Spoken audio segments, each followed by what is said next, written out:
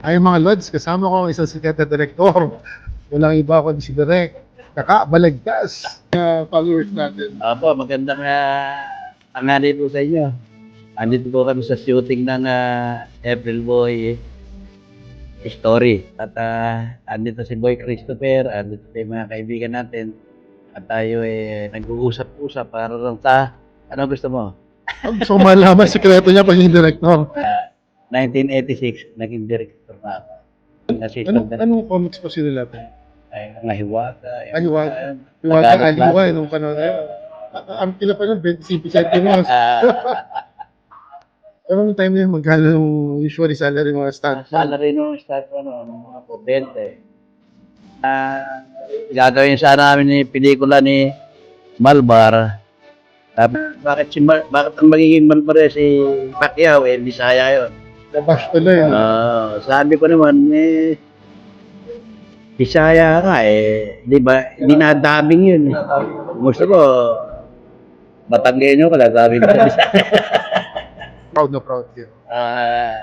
Police probinsya. Tapos yung kay Philip Salvador at saka si yung kay Roy Vinson, Lucas Abilardo.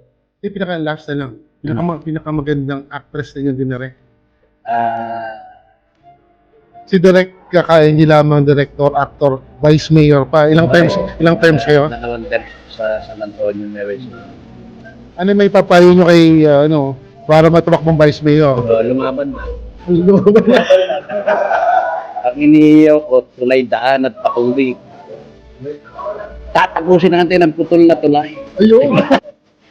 Bibigyan natin ng patubig ang mga nagtataka na hindi inaabot ng tubig. Nagkatubig naman. Nagkatubig.